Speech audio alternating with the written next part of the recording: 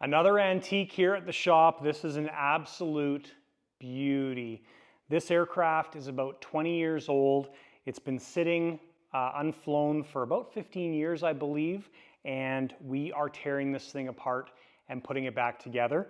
This is an absolute museum piece on this beautiful aircraft. It's been done up all in flight metal. It's stunning, and really looking forward to stripping this thing down and putting it back together with some new equipment, all new turbines, all new wiring, new everything, and it's going to be probably a few pounds lighter when we're done with it. So welcome to the BVM F100 rebuild project. All right, we are doing a first step on this plane. The very first step is going to be weighing this aircraft. When we start taking the parts out, you'll see that it is absolutely old school equipment, and that's why we want to weigh it. So we're going to weigh it in this format right now. So wings on, none of the armament mounted, but all of the pylons are mounted. And then once we're done with the refit, we will weigh it in exactly the same setup. So we're going to pull this off, get it on the ground, get our scales, and we'll show you guys the result. All right, guys, we've got the plane on the scales. Let me know in the comments below before you look ahead in this video, what do you think it's going to weigh? Honest predictions. What do you think this thing is going to weigh? My prediction, I was way off, like 10 pounds off. So definitely was way lighter than I thought. So put your prediction down below in the comments. All right, little plug for our live before we show you guys the weight. So we're actually doing a live right now on the lighter side of RC after dark. You can see it up on the screen there. And that is our live channel. So we do lives here from the shop. The schedule during the winter time is every 2 weeks for about 2 hours, 1 to 2 hours, depending on how things are going. Usually in the winter time, we go a little bit longer. And it's tons of fun because if you're watching this video now, everybody that was on the live got to see what we're doing in this video like 2 weeks ago. So definitely check it out. It's a separate channel. There's some links down below. Let's see how much this thing weighs. We've got it on the scales and all of our guesses were way over. Oh, I don't want to get the reflection there. So we've got 42.9 pounds. So each wing 18.75, 18.15, and 6 pounds on the nose. So one important thing for an aircraft like this is when we redo this plane, we're going to re-CG it based on the original manual and the layout of this aircraft and the specifications from BVM. But when we have that ratio, we can reuse that ratio amongst the main gear and the front gear. So it's a good starting point or a reference point for once this thing is torn apart and put back together. All right, we've got the wings back off the aircraft just to make things easier to work on, and the hatch is undone. So this is what it looks like when you pull the hatch off. Obviously, you've got to be careful of the old-fashioned antenna. We've got an extra antenna taped to the underside. And there she is. So a quick gander through this thing. We'll also pull the hatch off here as well. But you've got 4 gauges, 3 fill valves. There's a whole bunch of match boxes in this aircraft. We've got a little NiCad battery right there or something. There's 2, I think probably the main receiver packs there. Yeah, lithium ions, Duralights, crazy. An old AMT in this thing, so I think it's an Olympus, but there's the AMT electronic control unit. But there's not a lot of room in this aircraft. That's one of the things about it. So when we pull the canopy off here, you'll see basically the entire intake duct just comes underneath the pilots and goes to the nose. So really not much room for anything. So first step, I've already done this previously. Pulling the canopy off, basically this wire here comes out. All very nice construction. I mean, you've got carbon everywhere, just beautiful stuff. So canopy comes off. There is what it looks like when the canopy's off. So pilots, we still have to take them off, but there we go. Lots of stuff jammed in this thing and not much room to put it anywhere. So it's going to be an interesting teardown. So Next thing we're going to do is we're going to take the pilots out and just undo the bolts. Really nothing fancy with that. We'll take the pilots out as much as we can. I don't know if this front piece comes out, but if it does, we will take that front dash panel out and fully expose everything in the aircraft. Once that's done, we'll bring you guys back in to take a look at it. All right, so we got the cockpits out. As you can see here, there really is no room in this aircraft to do anything under those cockpits. That's why nothing was ever done underneath them, because you have no room. The rear cockpit screws in here, front is there, and clips in there. So essentially the guys are sitting on top of the intake duct. That's why everything's run to the side. As we go through this teardown, we're going to be cutting wires because we're not reusing anything. But on something like the ECU here, you'll see that we're cutting the other side of the ECU. So we're keeping all the stock wire. It's still in brand new condition. But there's the old AMT turbine. Wow, that is a monster compared to today's standards. So if I look at this, this is like the size of a Swiwind 300 size engine. Huge, crazy. So if we take this engine, just this engine compared to the one we're putting in here is going to be a night and day difference as far as weight goes. So this is going to be our biggest weight savings, plus all of the accessory equipment that we'll be simplifying and getting rid of. And just for reference, this is a Swiwind 240 compared to the Olympus that's in there. Crazy difference. Crazy. Thanks, Chad. All right, so we got the engine out, and without any reference, you think, man, that's, yeah, good looking engine, normal size, no problems. Everything's looking pretty good there, right? Well, let's grab a Swiwind 240. Both of those engines essentially have the same output. Crazy.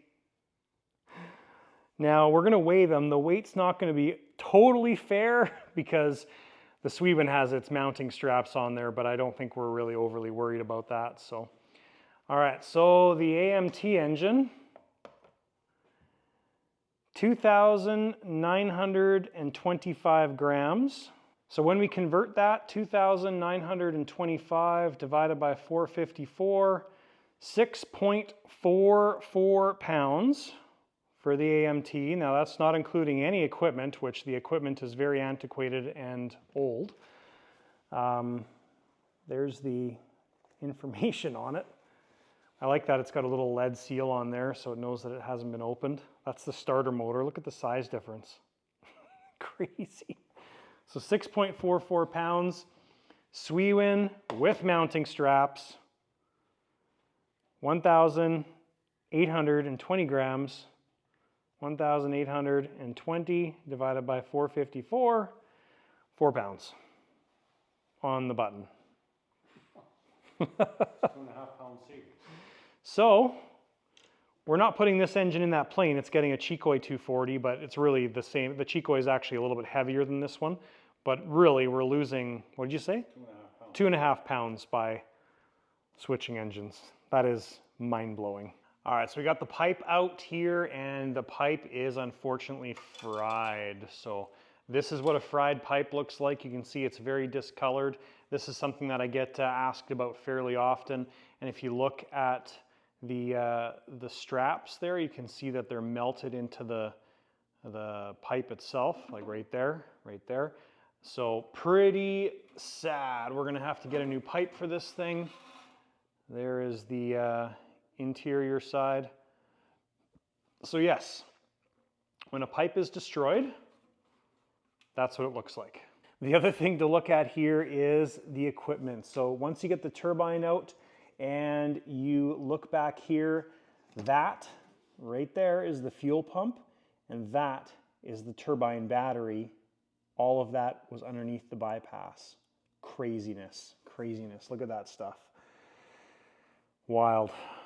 And there's still so much equipment to go in this thing, or to come out of this thing. So we've got the duct here is loose. There's 2 bolts on front, 2 bolts in the back here that remove it. It's still not easily coming out, so going to have to take a look at this and see what we need to do. I think we need to pull our UAT out before we can get that, that duct out, but crazy amount of stuff in this plane, and everything is so tight, so tight.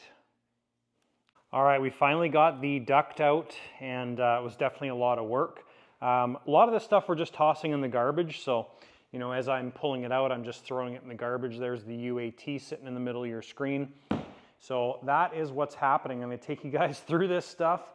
The duct is definitely a challenge. Once I got this out, you can see that there's a little bit of damage on the front there, probably where it was sitting against the air tanks there. But what a plane. So all of the air tanks are jammed in the front. That's a great spot where we can put our compressor when we replace it, because we're only going to use one air tank, one of these big ones or a couple small ones. And that gives us a ton of room to put the compressor in there. And we can also bury some other items in there as well too. So my thinking with this aircraft is, you know, getting this duct out of the previous setup was an absolute nightmare. My plan is to have this duct be way more easy to remove. And part of the reason for that is we can cut down so much equipment on this aircraft and get it mounted on the sides and just make it way more simple. So that's my goal. But we've got a lot of stuff still to take out of here. You've got a front hopper tank. We've got more manual air valves down there. Some of the lights as an example. So the lights are right down here by my finger. Those are air operated lights that pop down. So I don't know if we're just going to use the original lighting kit or if we're going to change it out. The steering's a little bit hokey on this plane.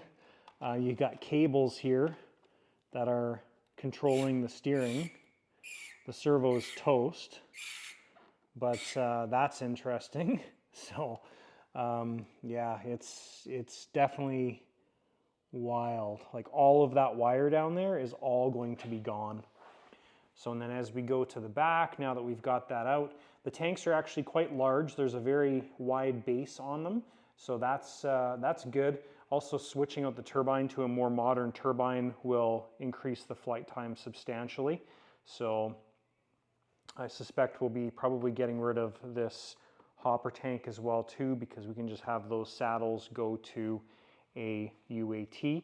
The other option with something like this aircraft is to plumb these guys in series. So having one tank drain first, second tank drain. They're so close to the center that you really won't have any lateral balance difference, and that makes sure that you're not sucking in any air. But we'll see how things pan out.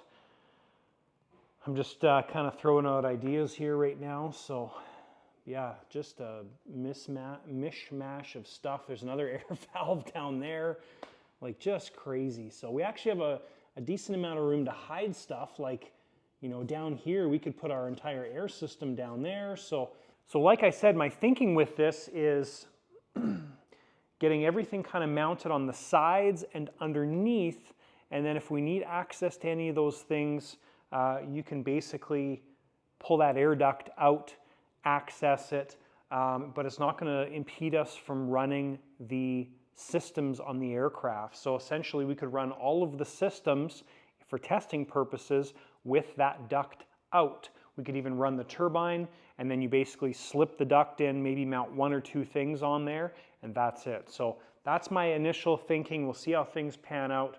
I'm going to continue removing stuff. And ultimately what we need to do today is I want to get everything out of here, but I want to get this fuselage split because we need to get that pipe out so we can send pipe measurements to get a new pipe made. All right, so we got the tail section separated. It's actually pretty simple. There's 4 retainers on the front part of the fuselage, so that's pretty simple, but what a debacle back there. Oh my gosh. So there's the servos for the horizontal stab. So those are paired together. The stab is one single piece, but look at all of the ceramic blanket. It goes all the way to the back. The outside of this outer layer of pipe is covered with heat shield. Wild. So once you get that rear section off, all this becomes a lot more simple. So we've got good access to the AMT fuel pump here. What a monster of a fuel pump, that's wild. And yeah, so now what we're gonna do is just from here, just start working our way forward, pulling equipment out. We do have all the AMT stuff we're trying to keep with the turbine in case somebody wants to purchase it. But yeah, there she is. All right, we got the tanks out next. The nice thing about the tanks is they are fairly simple to go in and out. So there's one L bracket that holds it right there. And then those two side bolts here hold the side of the tanks in place. So that was really nice. As soon as we got that out, it is opening up all of the underside of the aircraft. So this is gonna be such a simpler installation once we get this thing done. And I'll show you kind of why. When you look at, you think about this aircraft when it was first put together or last flown, let's say. It was flown with a 10-channel receiver right there. So a JR955S. I'm assuming, well, it says 10-channel receiver. So anyways, 10-channel, 72 megahertz receiver. Now, when I show you what's going on in here, you'll see there's a bunch of systems tied into other systems making those systems work, because obviously you're limited to the number of channels, right? So that is, I can imagine when they were putting this plane together originally, the amount of brain numbing that happened trying to make this entire plane work with 10 channels. I can't fathom it. So let's take a look at what I'm talking about here. So there's been a few things that I've found, but just some of the initial things, like as an example, you've got our air brake system is tied into the door system, right? That's why there's all these lines going all over the place, the yellow and blue lines. So I guess you would operate the air brake, which would operate this, and when this would move backwards, it would operate this little push button right here, which would do, I don't know what it would do, but anyways, you've got systems tied into other systems, this system tied into this system. And that's really the big difference with like the new computer radios, our new radios that basically everybody's got access to. You think about, with our Jetty, for example, we've got 24 functions. We've got multiple channels beyond that, but we've got 24 functions that we can control on the aircraft, which is mind-blowing compared to what they originally had to deal with putting this thing together. So that is probably one of the coolest things about redoing an aircraft like this is, you pull those fuel tanks out, you pull the duct out, you see all the stuff they had to tie together previously. And I love showing you guys this compared to what it's going to look like when we're done. Well, and that's what all the wiring and air tubing and miscellaneous stuff looks like. The spaghetti pile. So we've got almost everything pulled out of this fuselage. I've left some of the lighting wires in there just so we have reference, but basically everything's been pulled out. Needs to be vacuumed out for sure, but wow, that is mind-blowing. We have gone through and pulled out some of the reusable tees and some of the Robart restrictors and things like that, but otherwise this stuff's garbage, and we definitely don't reuse it. All right, so now getting on to the back end, we do have some cleanup to do in here because the servos, but basically what we want to do is we want to try and get as much of this heat shield out to be able to get that pipe out. I'm hoping this outer pipe is removable. It's pretty stuck in there, so I don't really know, but let's examine that and see. So we got the pipe out of the back end here, and we got a whole bunch of ceramic heat blanket. This was an insane amount.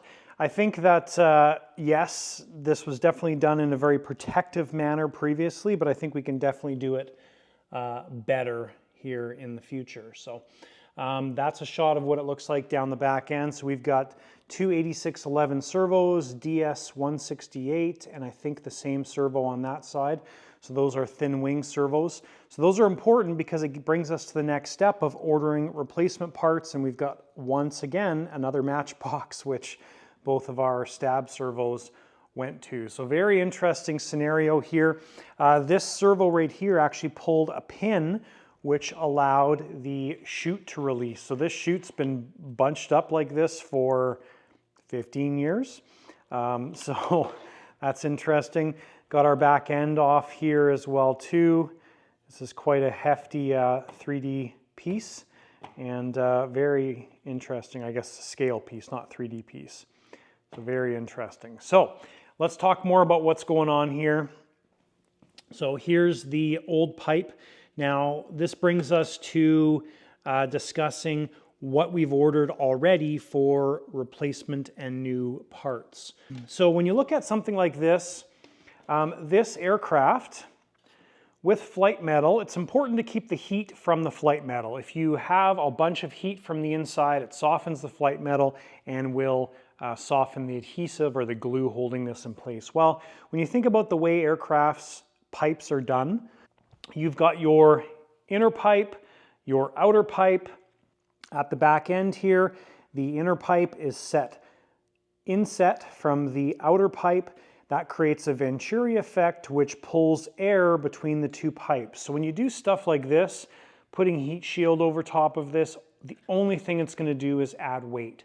So when we redo this setup, it's going to be much better, much simpler, much lighter. So we've also taken off our leading edge pockets here to see what's going on with the servos, and ultimately we've got servos. The 747s are going to be our ideal replacement for these servos. So I've just been doing some investigation here to check that stuff out.